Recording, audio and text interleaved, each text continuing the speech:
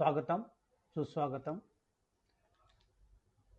మనము ప్రధానంగా ఈ యొక్క ఛానల్‌ని మనమంతా ఎడ్యుకేట్ కావాలా అనేటువంటి ఆలోచనతో ఈ యొక్క ఛానల్‌ని మనము స్టార్ట్ చేశాము. మీకు అందరికీ తెలుసు. మీరందరూ కూడా సబ్స్క్రైబ్ చేశారని ఆశిస్తున్నాను. సబ్స్క్రైబ్ చేయనిటువంటి వాళ్ళు దీన్ని వెంటనే సబ్స్క్రైబ్ చేసి మిత్రులకు, బంధువర్గానికి ఈ యొక్క ఛానల్‌ని పరిచయం చేసే కార్యక్రమం కూడా మీరే తీసుకోవాలని చెప్పి ఈ సందర్భంగా మనవి చేసుకుంటూ, నిన్న మనము పూనా ప్యాక్టు గురించి తెలుసుకున్నాము. పూనా ప్యాక్టు అనేది ఒక మనకు దళితులలో మన చరిత్రలో ఒక డార్క్ డే అది.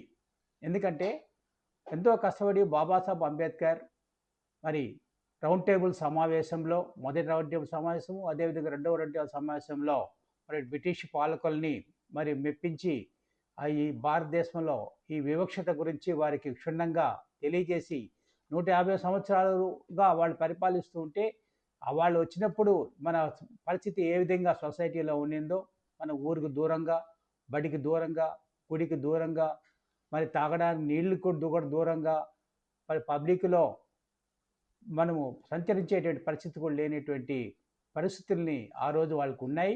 అదే పరిస్థితి ఈరోజు కూడా 1931లో కూడా మరి అదే పరిస్థితి ఉన్నది. కాబట్టి మీరు మాకు స్వతంత్రం ఇచ్చేసి మీరు వెళ్ళిపోండి మీ భారతదేశం, మీ దేశాన్ని వదిలి అని ఆయన గొప్ప దేశభక్తిని ప్రదర్శించుకున్న తర్వాత మరి మనకు రాజకీయంగా హక్కులు లేవు అనేటువంటి విషయాన్ని వాళ్ళకు విశదీకరించి చెప్పడంతో మనకు 2 ఓట్లు ఇచ్చే విషయం మీకు అందరికీ విదితమే.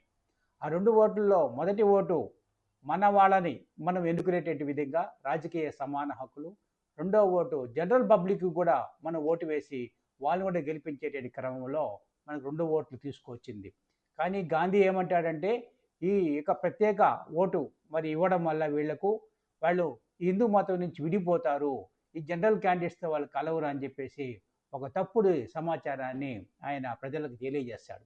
అది తప్పు. ఎందుకంటే మనం రెండో ఓటుని జనరల్ పబ్లిక్ కూడా మనం వేస్తున్నాము. మన ద్వారా వాళ్ళు ఎన్నుకోబడతారు కాబట్టి మనము హిందూ సమాజంలోనే ఉంటాము. మనల్ని పరిపాలించేటువంటి వాళ్ళని మన సపోర్ట్తో ఉంటారు కాబట్టి వాళ్ళు తప్పకుండా ఈ బడుగు బలహీన వర్గాలకు వాళ్ళు పనిచేస్తారనేటువంటి ఆలోచనతో చాలా దీర్ఘంగా ఆలోచించి బాబాసాహెబ్ అంబేద్కర్ ఆ యొక్క కమ్యూనల్ అవార్డు సాధించి పెట్టినటువంటి ఘనత బాబాసాహెబ్కి దక్కింది.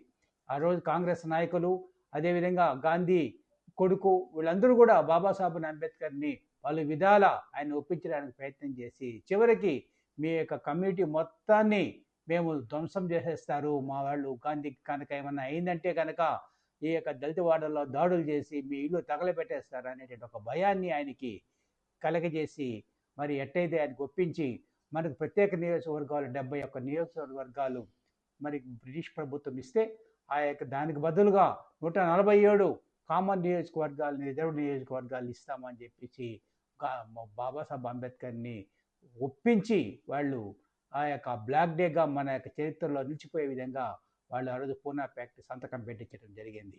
కాబట్టి ఇంతటి దుర్మార్గం ఆ రోజు కాంగ్రెస్ ప్రభుత్వం చేసింది. ముఖ్యంగా గాంధీ మనకు పేరుకు హరిజనులు వీళ్ళు దేవుడికి పెట్టిన బొడ్డలు అని చెప్పేసి అంటూనే మనకి ఇంత పెద్ద వెన్నుపోటు పొచ్చేటువంటి గాంధీని మనం ఏ విధంగా మనం ఆయన గౌరవించాలో అది మీరే కూడా ఆలోచించుకోవాలా.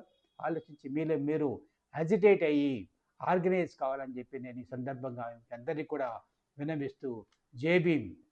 మీరు తప్పకుండా ఈ యొక్క ఛానల్ని అందరూ సబ్స్క్రైబ్ చేయండి. ఇది బహుజనులకు ఉపయోగపడేటువంటి ఛానళ్ళు. ఇది ఏ న్యూస్ ఛానల్ కానీ ఒకరిని వ్యతిరేకించేది కానీ విమర్శించేది కానీ ఇక్కడ లేదు. ఉన్న వాస్తవాలనే మనం చరిత్రను చెప్పుకునేటువంటి పరిస్థితి మాత్రమే ఇక్కడ ఉందని చెప్పి తెలియజేసుకుంటూ, జై భీమ్,